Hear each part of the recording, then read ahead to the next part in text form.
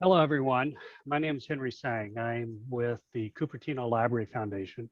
I'm happy to welcome you today to a doubleheader event in our senior series, our senior housing speaker series.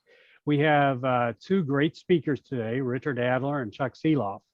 But before I get into that, I want to first of all acknowledge our sponsors. Richard is here from Age-Friendly Cities. Age-Friendly Cupertino. Chuck is here from Avenidas Village. And we have the Forum Health Fund as a major sponsor, as well as as you saw from that Get Set Up slide the city of Cupertino is sponsoring a whole series of senior education tools by getsetup.io. So with that, let me go ahead and, oh yeah, one last thing, this is being recorded. We will make the recording available sometime later on this week. It'll be on YouTube, so you could watch it at your leisure. We have a set of poll questions. Maybe you could go ahead and turn on the entry poll for that, Carrie. Oh, I should also introduce people in the background that are helping to put this on. Are Carrie Edelman, who is our overall program lead, and Sita Lakshmi, who is the chair of the senior committee for the Cupertino Library Foundation. So can we bring up that poll? I'm not seeing the poll. The entry poll. What we're asking is just to try to get an idea of the demographics of who's watching and how many people are watching. So there are various things here about where are you coming from? How did you hear about us? Scroll down and you will see that there are, I think, 3 questions. The other thing is that we want to know if you got other people in the room, because usually about 10% of the people, there are actually multiple people watching at the same time. So the first speaker today is Richard Adler. I'd like to give a short introduction to Richard. By the way, Richard was just named Citizen of the Year for Cupertino for 2021. So congratulations on that, Richard. He has his PhD from Cal Berkeley, and he has been, was a 20-year veteran, I believe, of the Institute of the Future, where he started to take interest in seniors, even when he was far from being a senior. He is still with a number of different societies. He is a distinguished fellow of the Institute of the Future. He's been the Institute for the Ages, an ominous thing called the Society. And as I said, he was the founder of Age-Friendly Cupertino and got us into the World Health Organization's list of age-friendly cities in 2018. Let's see, one other thing about him. Yes, oh, the last thing is he is also a Cupertino resident. He has lived here for over 20 years. So with that, let me turn it over to you, Richard. Well, hello, everybody, and thank you for coming. It's a great pleasure to be here and to talk about an important subject. What I'm going to do is I'm going to go rather quickly through a whole series of options for senior housing and not spend a lot of time on them. What I want to do is leave time for questions from you. So as I go along, if you have a question that comes up, that just please put it in the Q&A section, and Henry, you're going to watch the questions, I think, and then after I finish talking, we'll be able to talk. So I'm going to share my screen. See if I can do that. All right. Hopefully, can everybody see my first screen? Looks good. Okay, good. Excellent. The part I always worry about is getting the technology to work. It's always a little mysterious, and after that we'll be fine. So as I said, we're gonna go through a series of different housing options. But before we do it, I actually have another poll, I think, that I'd like to ask. Can we put up my poll?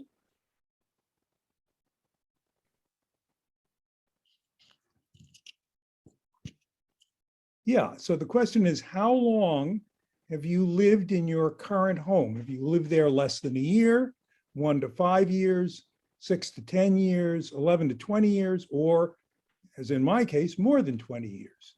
So if you'll just indicate how long, I'm trying to get a sense of sort of what people's current living is. And then can we show the results? So let's give it another 30 seconds. It shouldn't be a difficult poll to fill out. And we have some results we can look at. Here we go. So, as I suspected, I'm not alone. So 60%, 6 out of 10 of us have lived in our homes more than 20 years, another 20% more than 10 years. And, so we're a group of people who've been living in our homes quite a while. And that is interesting. Our second poll, we've got one more question. We can put that up.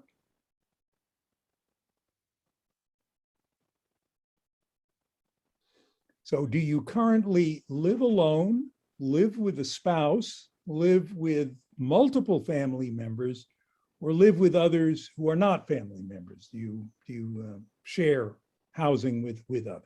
So again, single choice, live alone, live with a spouse, live with multiple family members, or live with others who are not members of your family. Give that another 15 seconds. Again, shouldn't be too difficult. And let's see what the answers are here. So good portion, a third of us live alone, 50% live with a spouse, 20% live with multiple family members, and nobody lives with others. Nobody's living with others not their family members. So that's pretty interesting, gives a sense of who we are. So let me go on, and I want to start with an example of two people who I think made bad housing choices for later life. So this first one, this is a woman known as Baby Doe Tabor. And I grew up in Colorado, and anybody who grew up in Colorado knows the story of Horace Tabor and Baby Doe. So in the late 1870s, Horace Austin Warner Tabor, known as H.A.W. Tabor, was a shopkeeper up in the town of Leadville, Colorado, up in the mountains, and he struck it rich in the Colorado silver boom of the 1870s and became known as the Bonanza King of Leadville. He was one of the richest men in Colorado. He built opera houses, he founded newspapers, got quite well known. He was elected as lieutenant governor of Colorado. And then in 1883, he ended up abandoning his first wife, Augusta, who was a rather proper woman, to marry Baby Doe McCourt, who was a hot young number, who had kind of set her eyes on Horace. And they had 10 very happy years together as, leading a very affluent lifestyle. And then in 1893, with the repeal of the Silver Purchase Act, he lost his entire fortune, and they lived his last several years in poverty. And at his death in 1899, Horace's final request to Baby Doe was to hold on to the Matchless. The Matchless was the silver mine where his fortune had come from. And so Baby Doe was very loyal to Horace. She moved into a shack at the mine. That's what we're seeing here. She lived in that mine for 30 years. And then one day in the winter of 1935, which was particularly cold and bitter winter, she was found frozen to death in that shack. So she lived true to Horace, but not a very enviable life. Now here's a very different example. This is Charles Foster Kane. He was the lead character in Orson Welles' first feature film known as Citizen Kane, which is often regarded as maybe the greatest film of all time. It was released in 1941, modeled after the character of William Randolph Hearst. So this is Citizen Kane in his home, which in the movie was known as Xanadu, and in the real world is known as San Simeon. And toward the end of the movie, you see him kind of living alone surrounded by splendid surroundings, but rather bitter and alone. And so, I don't recommend either of these choices, either Baby Doe's loyalty to Horace or Charles Kane's splendid isolation. But there are other choices, fortunately. And when people think of housing for older people, I think they often think about nursing homes, which is one option, but is not by any means the only option. So we're going to look at, first of all, aging in place, independent living options in our own communities, relocating to a different community, and then moving to a specific community specifically designed for retirement. And there's 4 different flavors of that: active adult communities, senior rental housing, so-called life plan communities. And then at the end, I'm going to look at some interesting new trends in senior housing. So let's start with aging in place. I'm not going to say a lot about that because the second hour with Chuck Seeloff is going to focus entirely on aging in place. But I just want to point out that this is the lifestyle that, according to multiple surveys year after year, anywhere from 75 to 90% of older people say that's what they want to do. They want to stay in their homes as long as possible and age in place. If you're interested in doing that, there are multiple guides to aging in place. These are just 3 of them, one called Insights and Advice on Maintaining an Independent Lifestyle, another one, How to Age in Place for an independent, happy, and financially secured retirement, and then a more specialized one on residential design for housing. And we'll want to look at this. There's a number of services that will help you modify your home as you get older. One of them is a company called Harrow Remodeling, which is based in Palo Alto, and they have a specialty in remodeling homes to adapt them for people's ages. One obvious place is bathrooms, and this is an example of one of their projects. And on the right there, you can see a shower, which has included multiple grab bars, a bench, a handheld faucet, and also, if you notice down at the bottom, a door that is wide enough and without a sill, so it would be possible to roll in and roll out a wheelchair into that. So they also run workshops on remodeling, and so there's lots of support. Another important support for aging in place are the so-called virtual villages, and this is what Chuck is going to talk about. Avenidas Village, based in Palo Alto. It's been around for more than a decade now and has, I think, something in excess of 300 members, but as I say, we'll hear more about this from Chuck. I feel a little bit of proprietary sense toward Avenidas Village because I was on the board of Avenidas when the village was created, and it's created under the umbrella of Avenidas, which is the senior center in Cupertino. Okay, so that's it if you want to age in place. Many services that are available. There are also commercial services that will come into your home and help you with various chores that may get more difficult. But let's look at what the options might be if you wanted to move out of your home. First of all, if for independent living, one possibility is downsizing. These are what are known as accessory dwelling units, or ADUs, which are small standalone houses that are typically built on the property of an existing single family home. And Cupertino has, for more than a decade, had a set of rules that allow for accessory dwelling units. They are allowed in all residential zoning districts where single family residences are allowed.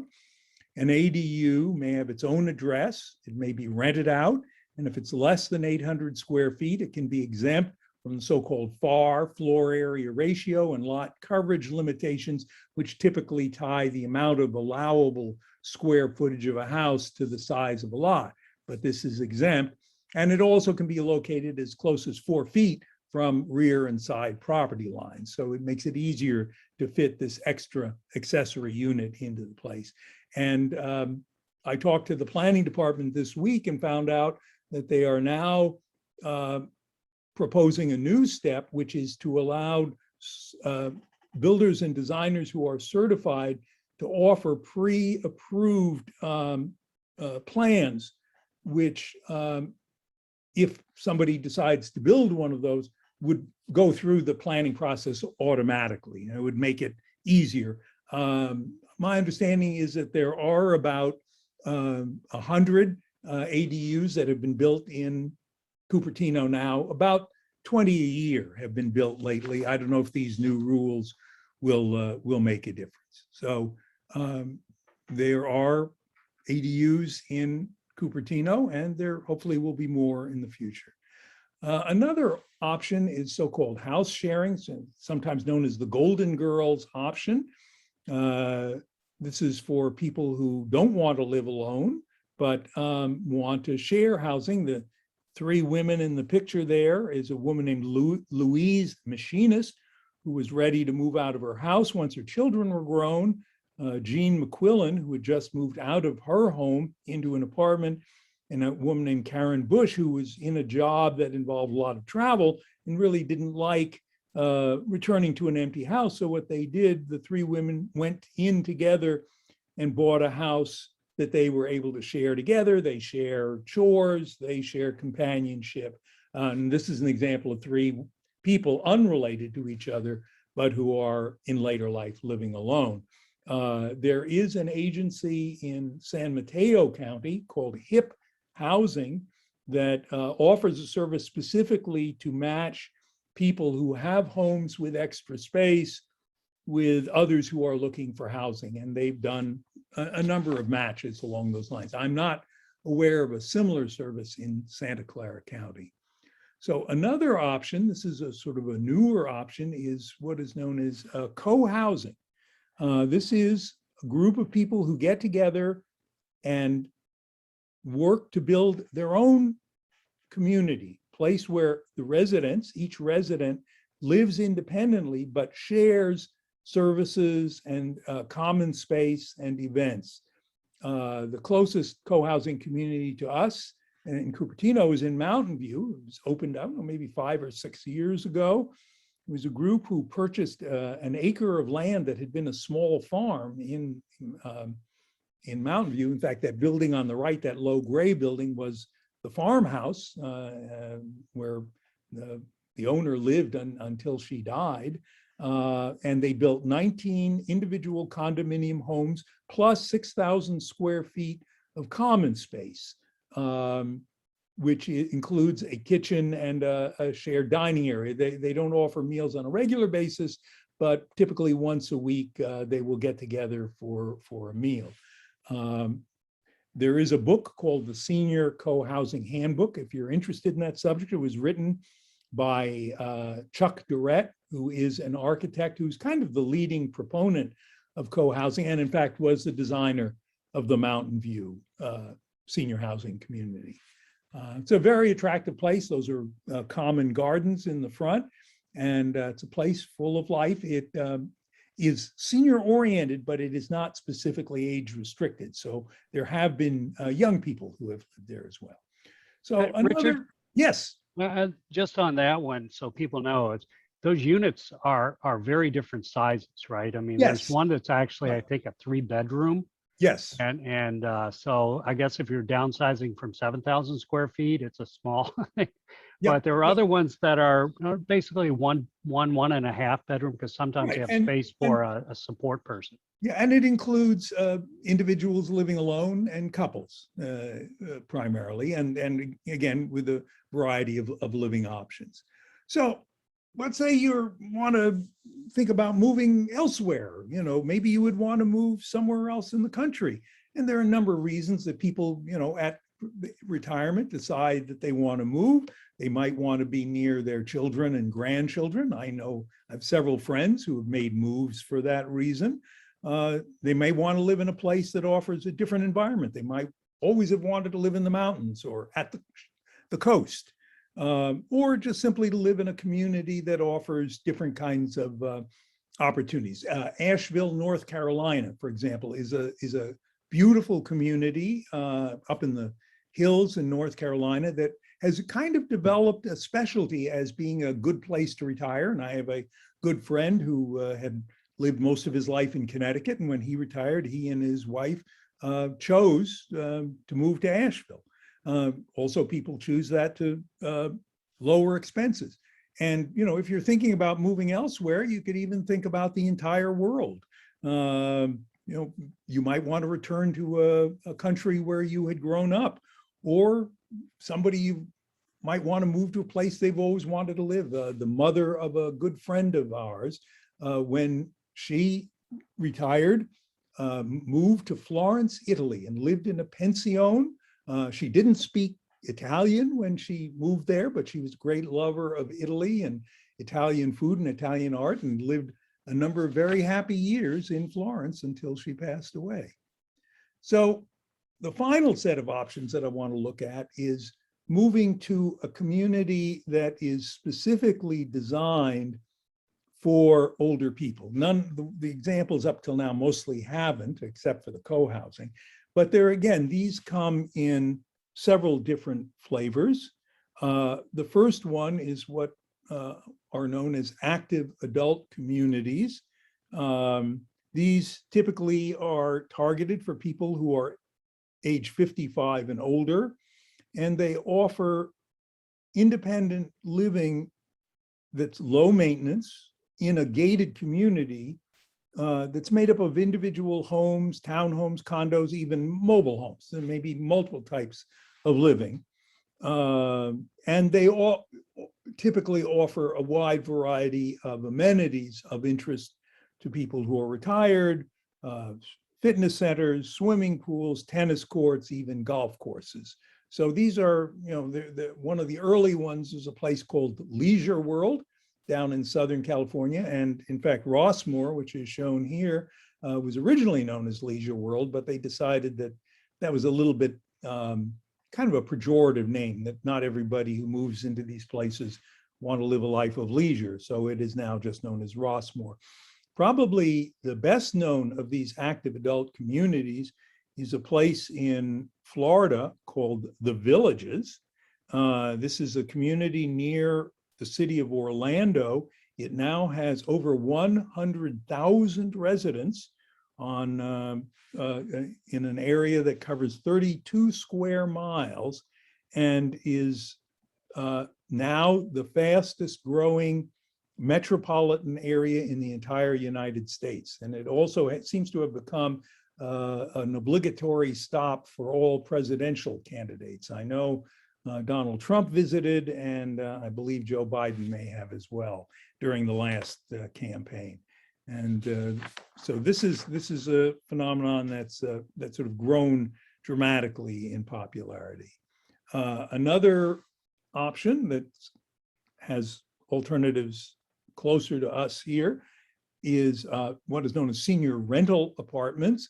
The best example near us is Chateau Cupertino on Torrey Avenue. These are they're apartment buildings essentially, with individual living units, but they also offer congregate dining, common spaces and activities. And you can move in on a month-to-month basis and just simply pay a monthly fee, which covers your living space. And again, they come in multiple sizes, from small studios all the way up to 2-bedroom apartments. That's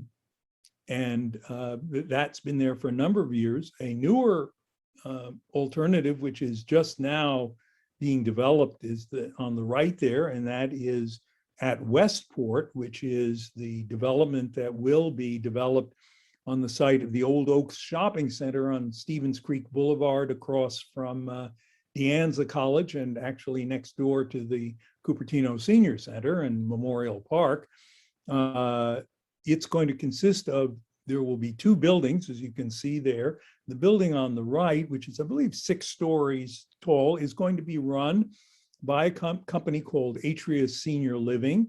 And it will be much like Chateau Cupertino in that it will offer independent living in apartments of a variety of sizes, but will also offer assisted living for people who need a higher level of care, and will include a specialized memory care unit for people who are dealing with dementia. And that's that because the number of people who are dealing with that has been increasing. That is a new trend that we're seeing more and more of. Now, the building on the left, in the distance, is going to be offering below market rate, hopefully affordable housing for seniors. And this is going to be a major addition to the city. There is today only one facility that offers below market rate housing for seniors. It's a place called The Veranda, and it only has 17 units. So it's not very large. This unit will be substantially larger, and hopefully will make it possible for people who have more limited means to enjoy continuing to live in Cupertino.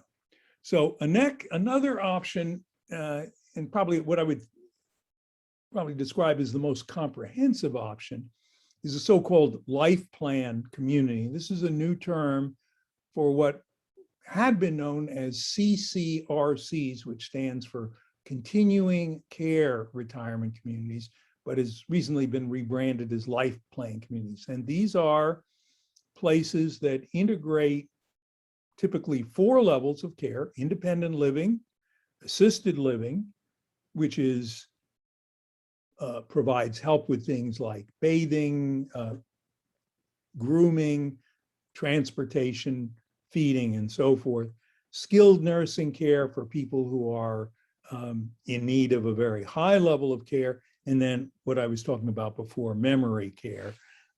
These are fairly complex products.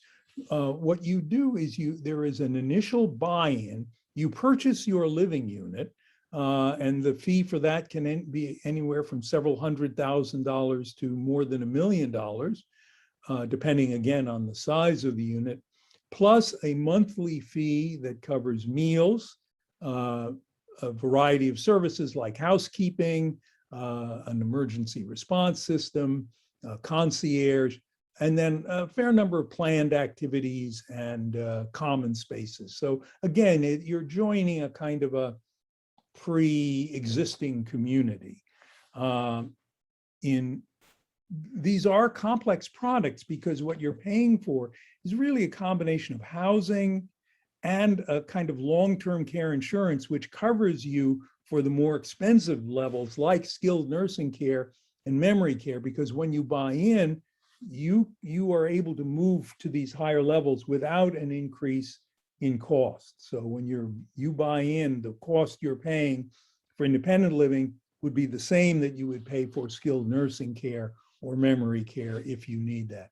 And in Cupertino, there are 2 examples. There's the Forum at Rancho San Antonio, which is a complex of, I think, a couple of hundred units, most of which are in these high-rise buildings, but just recently they built a series of what are called villas, which are larger units that are essentially duplexes. And the Forum is owned and operated by the residents themselves.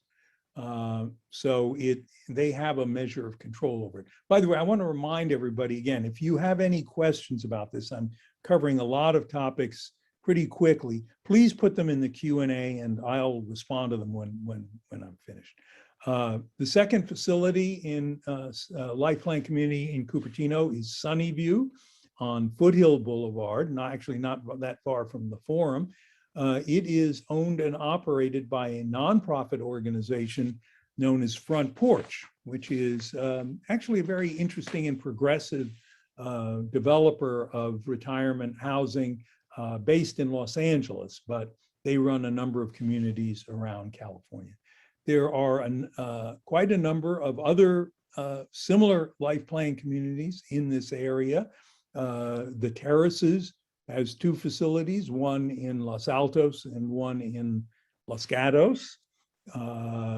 In Saratoga is a really beautiful place known as the Saratoga Retirement Community, which is owned and operated by the Odd Fellows, an interesting group. It's the only one I know about that they run, but it's really a lovely place with extensive grounds and again, a variety of housing options.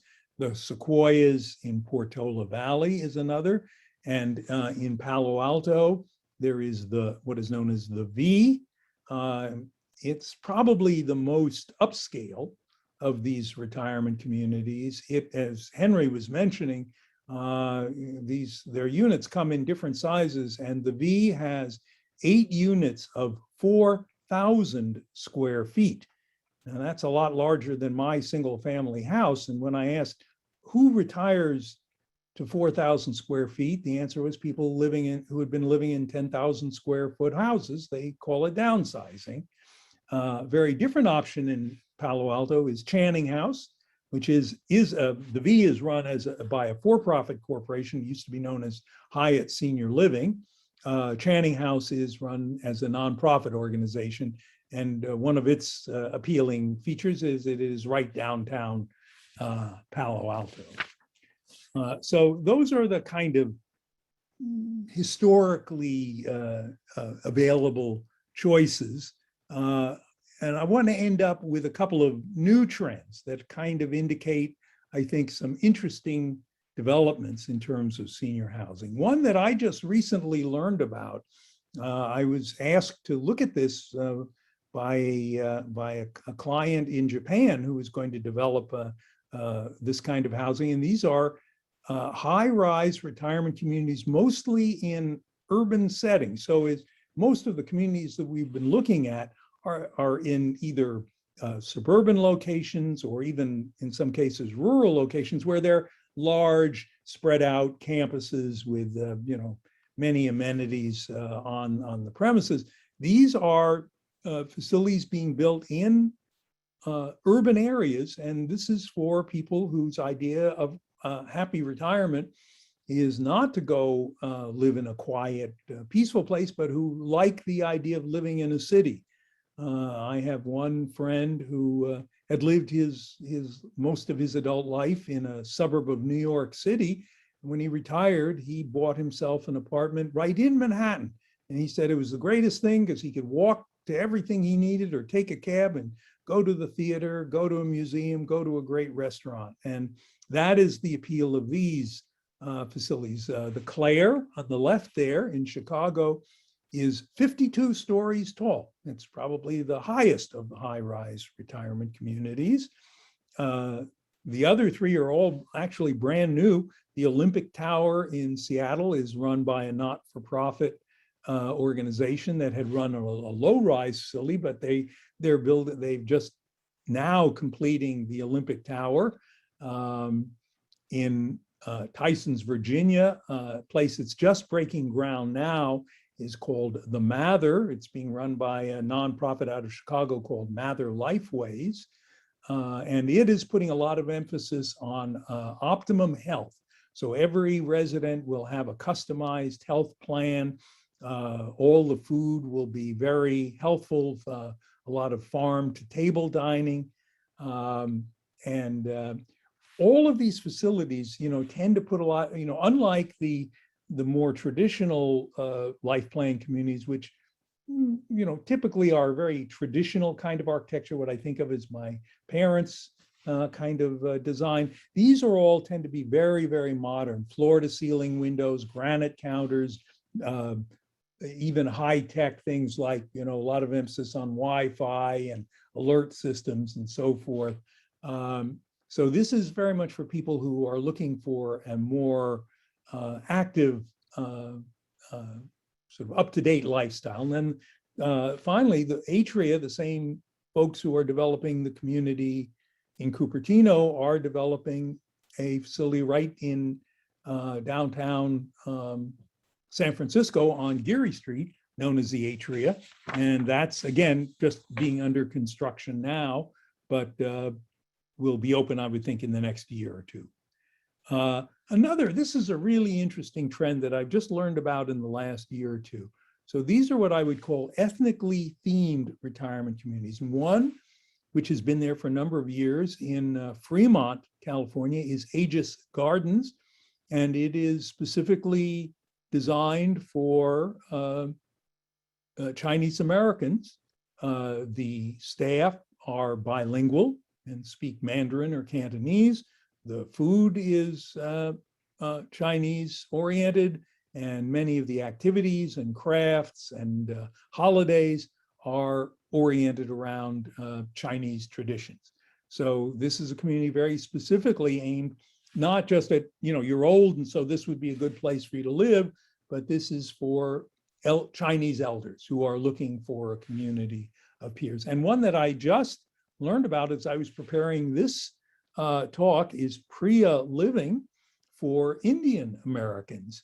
And they now have 3 facilities open, 2 in Fremont and 1 in Santa Clara, and looks to me like planning a very aggressive expansion nationally. They have 1 facility under development in Los Angeles, another in Chicago. And again, in this case, very much aimed at people who share a culture, these brilliant colors and sort of a Bollywood theme. So intended again for people who share that ethnic heritage, food and so forth, the holidays, very much oriented around that community. But you don't have to be a member just of an ethnic community. The other trend, which is new, and this is going to be my final slide, is what I would call special interest senior communities. And these cover quite a spectrum. The first, and this opened, I think, about 2 years ago, is the Open House community in San Francisco, which is intended for LBGQT seniors. And it is designed as very affordable housing. And so this is a community specifically for gay, lesbian, transgender elders who may not necessarily feel very welcome in a more traditional community. Another one that really interests me is the Burbank Senior Artists Colony, and this is for older artists. So this not only contains living spaces, but it also contains studio spaces for visual artists, a theater for performances and productions by the residents. And it's a place where people who have creative interests can continue to pursue them. Another one that just opened earlier this year is known as Mirabella at ASU, Arizona State University in Tempe, which is a suburb of Phoenix, Arizona. So this is a retirement community. As you can see, it's a high rise that is directly on the campus of Arizona State University and is designed to be very intimately integrated into the life of the campus. Residents are encouraged to take classes on campus and to serve as mentors for the students on the campus. And the president of ASU, a man named Michael Crow, has described Mirabella as the world's coolest dorm, which I like a lot. I think that's nice. And finally, another one in our part of the world that is under development is Enso Village, which is up in Healdsburg. It is described as Zen-inspired senior living. It is being developed jointly by the Zen Center of San Francisco and a company called Kendall, which is a Quaker, an organization that has Quaker roots and has developed senior housing all over the United States. And Enso Village is, as you can see, will be a multi-level retirement community, but it will include a meditation hall, and the food will be high quality vegetarian. If any of you have ever been to Green's restaurant in San Francisco, which is run by the Zen Center of San Francisco, it is gourmet vegetarian cooking, one of my favorite restaurants. That would be a big attraction for me. And it will have, I think, somewhere around 20 retired Zen priests and monks will be among the residents. So that's brand new and will open, I think, in about sometime in 2024. So as you can see, the range of options is great. You can stay where you are and get a bunch of services to help you stay there and live independently. You can move into a variety of housing options that range from independent living to a life plan community where you really are insured against additional expenses as you get older. So the range is great. These are not easy choices to make. One of the things I don't have time to talk about is the decision-making process. I think that might be the subject for a future seminar, because it can be a challenge to think ahead about what one's needs may be as they age. But I really wanted to kind of at least introduce the range of possibilities. And as I say, including some new ones, and I suspect we'll see more of these over time. So at that point, I'm going to stop and see if we have any questions. Thank you, Richard. I mean, that was a good overview of the types of options that are there. And I think the really key thing is that us boomers are starting to really redefine what it means for looking at senior housing. It's not what our parents necessarily had. So, with some of the later editions, I think that was really cool. We've had a number of questions, and so I would like to get into one of them. This was from Lori Henderson, and she said that her uncle was at Saratoga Retirement, and as he needed higher levels of care, his monthly payments went up substantially, and he had to sell his original unit that he purchased. Can you talk about how that works at the life planning units now? Yeah, as I say, the life plan communities are probably the most complex products here. And again, I was oversimplifying a little bit. I was describing a kind of a baseline scenario where you buy a unit, and you're also paying for essentially long-term care insurance, which would cover these higher levels of care. But often life plan communities will have multiple options, what they will often call Plan A, Plan B, and Plan C. So one of the variables is what percent of the purchase price you or your heirs will get back after you are no longer living in that community. In some cases, you will get nothing back, that your buy-in paid for that long-term care insurance. In other cases, under different contract clauses, you get back 50%, 70%, 90%. You even can participate in the appreciation that your unit may get. And I believe that at the forum, that is one of the options. The other option is whether you're buying in more like a rental unit, where you are initially paying, just as apparently her uncle did, for the housing and the meals, and you essentially were not paying for the long-term care insurance. And in that case, that's more like that rental housing I was talking about, where as you move to the higher levels of care, your costs go up. So again, you have to be very clear in understanding what kind of a contract you're signing. Yeah, I think that's what people are going to find, is that it varies all over the place. Plus, it could be time dependent too, right? It could be different 5 years or 10 years from now than what it is today. Absolutely. I mean, there were a number of early retirement communities that went out of business because they just didn't do the calculations correctly. Long-term care insurance is very difficult to calculate actuarially, and there are a number of them that went bankrupt because they had not done it right. Yeah, I wear another hat beside the Library Foundation. I'm also on the Forum Health Fund, which, while most of the people are at the Forum at Rancho San Antonio, it's an independent organization. It's a nonprofit. And they were explaining how things work and sometimes people buy into like these big villas that you're talking about, which are, some of those are large single family houses. And eventually, as they get older, they actually transition into more of a townhouse, and maybe exemplary in one of the apartments or condos. And then maybe one of the spouses has to go into assisted living. And, so there's a whole set of these things. I was told, though, that in a lot of the CCRCs, by buying into those programs, people are using this as an alternative to long-term health care. Right. Because while you are paying more money, it's lower than market rate.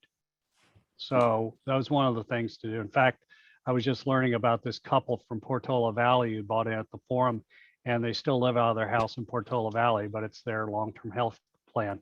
So, Yeah, as I it's say, I mean, that. the thing that makes the CCRC or a life plan community complex is it's a hybrid combination of housing and long-term care insurance. And so Right. you really need to kind of think that through very carefully. Yeah, and one of the other I believe there are a lists couple was more brought up. questions on the Q&A box. Yeah, I was going to say one of the other things that came up in from the audience was that they had they heard of a situation where a CCRC would actually expel someone because they ran out of money. And once again, I think that goes back to what your each of the units can be, each of the organizations can be somewhat different. Or do you see it differently? Well, there are, yes, I mean, if it's a true CCRC, I mean, the premise is as long as you can pay the monthly fee at a flat rate, they'll take care of you. If you stop paying that, then that probably is a problem. Another controversial aspect is, I know of at least one CCRC where there was a lawsuit by a resident who was being told that they were at the point where they needed to move from independent living into assisted living, and that the facility managers had decided that person needed a higher level of care, and the resident didn't agree, and so it ended up in a lawsuit. There have also been lawsuits brought by residents against developers about how the money has been handled. And because these are, one thing to say is that for these higher level of cares, assisted living and independent and nursing care, these are heavily regulated by the state. And there's a whole bunch of regulations that they need to conform to, and they have to be licensed. And so if they fall out of compliance, that can be an issue as well. There's another question in the Q&A about Japanese American retirement communities in Japantown. And I actually happen to know something about this, so I'm going to take a swing at that one, Richard. Please. Yeah, because my in-laws, who are from Taiwan, but they brought up under Japanese rule, and so their best language was Japanese. And back during the 1990s, we were looking at various facilities, and there were like 3 facilities at the time in Japantown, which were catering to Asian Americans, and some of them spoke Japanese, some of them spoke a combination of Japanese with Chinese. And so there are a variety of them out there. And Richard, you also brought up Priya Living. And believe it or not, Carrie, Sita, and I actually went over to Priya Living in Santa Clara a few weeks ago. And Mahesh Nalani, I believe is his last name, who used to be very active in Cupertino, is now living over there. And he's I don't know if he's running the place, but it appears to be. And he told me that while they have those 3 facilities you mentioned, that they're actually building 50 facilities in the United States right now. And it's Austin and in Florida, various places in California. So I think these ethnic communities are actually springing up big time, as well as you mentioned those various other alternative ones. Do you have any suggestions how to find those? I was thinking that, we're getting this fairly large influx of Afghans coming to the US now. And Fremont, even today, is I believe, has the largest concentration of Afghans outside of Kabul. There's an area of Fremont known as Little Kabul. So it wouldn't surprise me if, within a few years, we ended up with an Afghan-oriented retirement community. True. There's another question that just came up, and it's like, how much demand is there for senior housing options? For example, I heard that there is a wait list of 52 people for the 23 new villa units at the Forum. I also heard that there were vacant apartments available at the Forum ready for occupancy. You want to take that, or? Both may well be true. I think one of the things that has happened, and again, I don't know details about this, the status of the Forum, but one of the reasons why the Forum, so when the Forum was originally built, when it was built oh, I don't know, 30 or 40 years ago, people were living in smaller homes. And so the basic idea was when you retired, you were comfortable living in a fairly small 1 or 2 bedroom apartment. And what's happened is the typical home for many people got larger. And, I grew up in a 3 bedroom house with 1 bathroom, and there were 4 of us who lived happily in that house, sharing 1 bathroom and, a living room and a kitchen. And, now my wife and I have a house with 4 bedrooms and a family room and a dining room and, all kinds of other things. And that became sort of a little more common.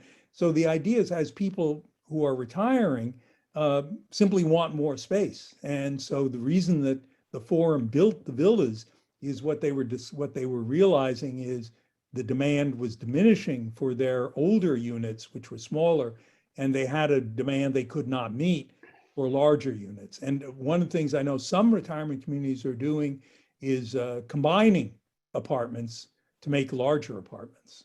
Yeah, and simply because people's tastes and expectations have changed. It's funny you should mention that. One of my fellow board members on the Forum Health Fund, he and his wife moved into a villa a number of years ago, and she since passed. He has since gotten remarried to someone else at the Forum. They moved out of the villa though, but they bought 2 condo units across the hall from each other because when they get various family members come by, they needed a little more space, but they didn't want to have the big space. So I think there's the tendency, I think, is you move in bigger, but bigger is, as you mentioned, might be half or a third the size of what you were before, and then you kind of keep condensing over time. Now this is expensive. One of the huge issues, and you could do a whole session on this, is getting rid of stuff. I mean, most, there's one of the iron laws of life is your possessions expand to fill the space available. And I moved from a smaller house in Palo Alto to a little bit larger house in Cupertino, and now our attic, our garage, and every other space is full of stuff. And the idea of moving is a little daunting because of, what we're going to have to do. So that's a topic in itself that probably deserves its own. I bet you Chuck has something to say about that in the next hour, because there's, that's the whole thing with aging in place is, you tend to grow stuff. I mean, there's the whole thing about, when we were younger, we owned the house, and when we're older, the house owns us, right? So that gets to be really interesting. Is that okay? There's another thing that a questions come up about affordability, and I'm just going to read it. The travesty for housing in Santa Clara County is not that many elders can't afford to live here anymore. I hear from many elders as a social worker in Santa Clara County. So I think the idea is that if you look at affordability, it's very different. Now, Richard, I know that because with Age Friendly City, I wear a lot of hats just like you do. With Age Friendly City, we were very active in talking to the city when they were considering the Westport facility. You mentioned the below market rate unit that's going up. Do you want to say some words about that? Well, yeah. I mean, if there's anything that, I mean, one of the things that is true about this area is because of all of the enormous wealth that, Cupertino is the home of Apple Computer, the most valuable corporation in the world. And there's, tons of millionaires, young millionaires and middle-aged millionaires. And, one of the things that has happened is the cost of housing has just skyrocketed. And, for those of us who bought in early, that sort of seems like a good thing. But the biggest problem may not, when I hear young people complain about how expensive housing is, my advice is, well, just do what I did, and that's buy your house in 1974. No problem, And you're providing the time machine for that one, Richard? For some reason, they don't appreciate that advice. I don't know why, but they don't. But for many older people who have, as we saw from that poll, who have lived in their house for 20 years, they have seen enormous appreciation in the value of their house. and they have a lot of equity. And so a lot of this moving from one's existing house, particularly if you've paid off your mortgage, to a place like a life plan community depends on leveraging the equity in your house. If you don't have that, if you have been renting housing, or you don't, or you're part of a marriage that dissolved and you don't have housing for many different reasons, things are much tougher. And it's also much, another great challenge for older people is their kids can't afford to live in the same community that they live in. And people want to be around their kids and their grandkids. So the steep rise in the cost of housing has made that whole problem far more difficult. And in order to become an age-friendly community, one of the requirements is to do a survey of residents of the community and find out what their concerns were. And here in Cupertino and throughout most of Silicon Valley, the number one concern was affordability of housing. Yeah, there are a couple of things. So I remember that, and I'm just doing this by memory, that I think in the below market rate building that they're building along Stevens Creek Boulevard, I think it has 58 units. Now those range anywhere from studios to 1 bedrooms to 2 bedrooms. But the thing that's different from it than the Veranda, which is across from Main Street that has 17 units, is that the BMR place at Westport will be for very low income, VLI, and low income. And I believe that low income is still something like 60% of the average monthly income for the area, which is probably something on the order of $70,000 or $80,000. So, it's not for people who are extremely poor, but it actually moves up the ladder. Now, with that being said, I bet you once they open the facility to be applied for, I bet you they fill up within hours. Well, one thing I didn't talk about is there's another form of senior housing in this area, and that's people who are living on the street. Yes. And the real reality is there are hundreds of people who are seniors in Santa Clara County who are homeless. And, again, for a variety of circumstances, illness or the breakup of marriage, loss of employment, whatever it is, this is a very expensive community to live in. And there are people who cannot afford even a house. And in fact, the Veranda, I believe, had several units of those 17 that were designed specifically to house homeless seniors. And I hope that that will be true of the Westport facility as well. Yes. Well, folks, we're going to have to call it an hour for Richard because we need to get prepared for Chuck to come on. Richard, if you could stop sharing your screen. Thank you very much. Hopefully you'll stick around till the end so we can chat about things a little bit. By the way, folks, we will try to end this seminar at 3 o'clock, but usually the speakers and the staff stay around for a little bit to talk about what we're thinking afterwards. And you're welcome to kibitz and stand in on that too. I'll be happy to stick around. Okay, great. So I'm giving everybody a 2-minute